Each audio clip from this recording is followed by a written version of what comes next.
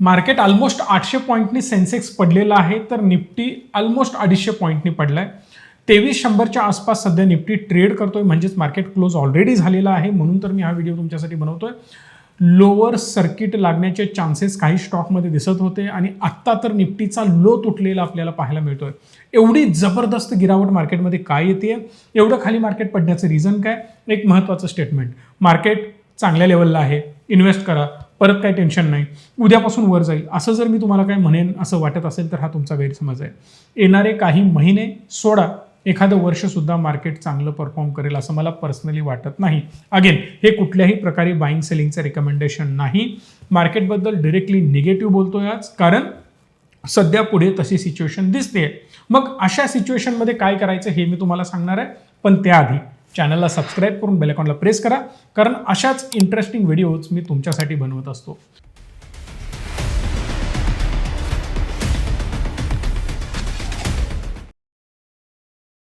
नमस्कार, मी संकेत आवटे. सध्या मार्केटची सिच्युएशन जर बघितली ना, तर मी वन बाय वन काही सेक्टर तुम्हाला मी बोलतो. आता परत कुठल्याही पक्षाचे असाल लगेच व्हिडिओ बंद करा, बाजूला जा. विरोधी पक्षाचे असाल तर लगेच कमेंट करणार तुम्ही आमच्या बाजूचे आहात. सत्ताधारी असाल म्हणाल विरोधात आहात, बिलकुल नाही. माझं कुठल्याही पक्षाची काही देणे घेणं नाही, त्यामुळे लगेच बाजूला व्हा तुम्ही लोक. सांगण्याचा मुद्दा सिंपल आहे, क्लिअर आहे. IT सेक्टर, AI आपण कुठंच लागत नाही, AI आपण काहीच करत नाही, त्यामुळे IT सेक्टरची आपली ऑलरेडी वाट लागलेली आहे. ऑटोमोबाईल सेक्टर, ऑटोमोबाईलमध्ये आपण किंग होतो आणि आहे, पण ऑटोमोबाईल आता डिरेक्टली इलेक्ट्रिक व्हेकलमध्ये शिफ्ट होत आहे. त्यामुळे इलेक्ट्रिक व्हेकलमध्ये त्या लेवलची एक्सपर्टी आणि त्या लेवलचा बिग एक्सपोजर आत्ता सध्या आपल्या कंपन्यांकडे नाही. त्यातच गव्हर्नमेंटने क्लिअर करून टाकले की बाहेरच्या सगळ्या कंपन्या येऊन भारताच्या बोकांडी बसू शकतात. म्हणून विनफास्ट असेल किंवा टेस्ला फेस्ला हे सगळेजण भारतात अक्षरशः घुसतायत, घुसखोरी करतायत आणि हे नेक्स्ट लेवलला चालू आहे त्यांचं. परिणामी भारतीय ऑटोमोबाईल मॅन्युफॅक्चररना अडचणी 100% येणार. हे काळ्या दगडावरची रेग आहे. बरं, बँकिंग अँड फायनान्शियल चांगलं करतोय. कोणाला देतोय लोन साहेब? आपल्याच लोकांना देतोय. आपले लोक हेवी लोन घेत आहेत, याचा अर्थ काय? वाट लागतीये, कर्जात अडकतोय, आपण जाळ्यामध्ये फसतोय आणि आपल्याच लोकांना लोन वाटले जात आहेत. याचा अर्थ आपल्या इन्कममध्ये आपला एक्सपेन्स कंप्लीट होत नाहीये. क्रेडिट कार्डचे लोन अग्रेसिव्हली वाढत आहेत आणि डेटा भयंकर आहे.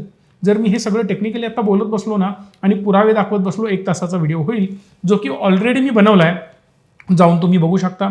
मग बँकिंग अँड फायनान्शियल्स या ॲग्रेसिव्ह सेलमुळे आपल्याला काय दिसतं, तर आपलीच लोक अडचणीत येत आहेत. सेक्टर ग्रो करत आहे का? डेफिनेटली करत आहे. त्यामध्ये मोठं काही असं रॉकेट सायन्स नाही आहे, पण ॲग्रेसिव्हली ग्रो करतं याचा अर्थ 20%, 25%, 30% बिलकुल नाही. डबल डिजिटमध्येच ग्रोथ चालू आहे. 8, 9, 10, 12% दरम्यानच बँकिंग सेक्टर पण ग्रो करते. पण मोठे हत्ती बँक्स जर तुम्ही बघितलात तर 7-8% आसपासच ग्रो करतात, which is not a big deal, पण बाकी सेक्टरपेक्षा बेटर परफॉर्म करतायत.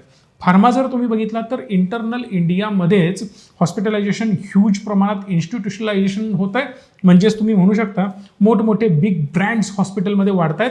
परिणामी जे हेल्थ इन्शुरन्स करतो त्या लोकांना कापण्यासाठी बरेच उद्योग केले जात आहेत. आता मी सगळ्यांबद्दल बोलत नाही, काही चांगले पण आहेत, हे वाक्य वापरावं लागतं, नाहीतर परत एक नोटीस येईल. जसं परवा एक आम्ही व्हिडिओ बनवला होता आमच्या मोठ्या राजेश एक्सपोर्ट नावाच्या ग्रुपबद्दल. तो व्हिडिओ आमचा टेकडाऊन करण्यात आला, त्यावर कॉपीराईट स्ट्राईक देण्यात आला. त्याबद्दल आता मी जास्त बोलणार नाही, पण सांगण्याचा मुद्दा सिंपल आहे की सेफ राहायला पाहिजे.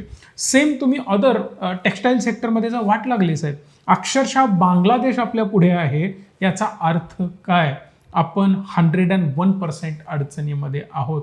मेजर सेक्टर्स जेवढे तुम्ही बघाल ना, आपण कुठं ना कुठं या सगळ्या सेक्टरमध्ये अडचणीत येत आहोत. त्यामुळं आपल्याला सेफ राहणं आणि सावध राहणं गरजेचं आहे. बरं, या सगळ्याला जबाबदार कोण काय याबद्दल आता आपण चर्चा नाही करणार आहोत, पण हे सगळं जर रिवाईव्ह होईल असं तुम्हाला वाटत असेल तर तो तुमचा गैरसमज आहे. ते होण्यासाठी ती केलेली कृत्य, त्या गोष्टी आपल्याला दिसणं गरजेचं आहे. म्हणजे काय? एक, सबसिडाईज हेवीली लोकांमध्ये पैसे वाटले जातात, हे पहिलं बंद व्हायला पाहिजे. दुसरी महत्त्वाची गोष्ट, बंद इन द सेन्स त्याला तुम्ही ट्रान्सफॉर्म करू शकता. आयता पैसा न देता त्याला सपोर्ट करून तुम्ही 2,000 देताय, त्याच्याऐवजी त्यानं 20,000 कसे त्याच्या हातात पडतील, त्याच्या कर्तृत्वाच्या जीवावर, याच्यावर फोकस असायला पाहिजे. दुसरी महत्त्वाची गोष्ट, इंडस्ट्रीजना सपोर्ट. इंटरेस्ट रेटना सपोर्ट ॲग्रेसिव्हली आपल्या देशामध्ये होणं गरजेचं आहे. ज्या वेळेला आपण इम्पोर्टवर जास्तीत जास्त अडचणी क्रिएट करू आणि एक्सपोर्टला जास्तीत जास्त इझी बनवू, तेव्हा आपल्याला समजेल की खूप चांगल्या स्टेप्स घेतल्या जात आहेत आणि आता ॲग्रेसिव्ह ग्रोथ मला पुढे जाऊन दिसू शकते. आता मार्केटमध्ये मी इन्व्हेस्ट करायचंच नाही का, मार्केटमध्ये इन्व्हेस्ट केलो तर माझी वाटच लागणार, असं काही आहे का? नाही. सांगतो, लक्षात घ्या. एक सिंपल चार्ट मी तुम्हाला दाखवतो. या चार्टवर आपण समजून जाऊ की मार्केटची ग्रोथ होणार आहे. आता तुमच्यापैकी काही लोक म्हणतील मार्केटनी कसं परफॉर्म करायला पाहिजे, लाईक दॅट, असं मार्केटनी वर जायला पाहिजे. अगदी बरोबर. बरं, असं वर जाताना मार्केट कसं परफॉर्म करेल? समजा आपण दर महिन्याला SIP करतोय किंवा दर वर्षाला थोडी थोडी अमाऊंट टाकत जातोय. आपण इमॅजिन करूया दरवर्षी तुम्ही यामध्ये 1 युनिट बाय करताय. बरं, हे 1 युनिट बाय करण्यासाठी इथं मी पहिलं युनिट बाय केलं, त्यासाठी मला 100 रुपये पे केले. बरं, मी इथं दुसरं युनिट बाय केलं, मी इथं 200 रुपये पे केले. बघा, इथं मी जी 100 रुपयांची गुंतवणूक केली होती त्याची आज व्हॅल्यू 200 रुपये झालेली आहे. परत इथं मी इन्व्हेस्टमेंट केली, याची व्हॅल्यू 300 रुपये झाली. म्हणजे काय, 1 युनिट घेण्यासाठी 300 रुपये खर्च मला करावा लागतोय. किंवा हे म्युच्युअल फंडच्या भाषेत मी युनिट म्हणतोय, याला शब्द युनिट असा वापरतोय. तुम्ही स्टॉक प्राईस पण म्हणू शकता. समजा हा स्टॉक असेल तर तुम्ही स्टॉकची प्राईस समजा. जो स्टॉक 100ला होता तो आज 200 झाला, आता 300 झाला. परत मार्केट सरळच वर जात आहे, इथं त्याच स्टॉकची प्राईस 400 रुपये झाली. बरं, अजून मार्केट वाढलं आणि आज या स्टॉकची प्राईस 500 झाली. इथंपर्यंत मी खरेदी केली. बरं, ठीक आहे. पण आज इथं व्हॅल्यू जर बघितला तर ती 600ला जाऊन पोहोचली आहे. पण 600 रुपये मी इन्व्हेस्ट नाही केले. या लेवलला आल्यानंतर माझी व्हॅल्यू काय बनली हे मला बघायचं आहे. ते कसं कॅल्क्युलेट करणार? पहिला तर मी 100 रुपये इन्व्हेस्ट केले, मग मी 200 रुपये, 300 रुपये, 400 रुपये आणि हे 500 रुपये, या सगळ्याची टोटल केली तर माझी गुंतवणूक मला समजणार आहे. सो 5 आणि 4 9, 9 आणि 3 12, 13 14 आणि 15, ऑलमोस्ट 1500 रुपयांची माझी गुंतवणूक झालेली आहे. पण आज व्हॅल्यू 600 रुपये झालेली आहे. पण या 600 रुपयाला मी किती युनिट्ससाठी इन्व्हेस्टमेंट केलेली होती? टोटल 1 2 3 4 आणि 5 युनिट मी घेतले होते. सो 600 गुणिले 5 होणार आहे.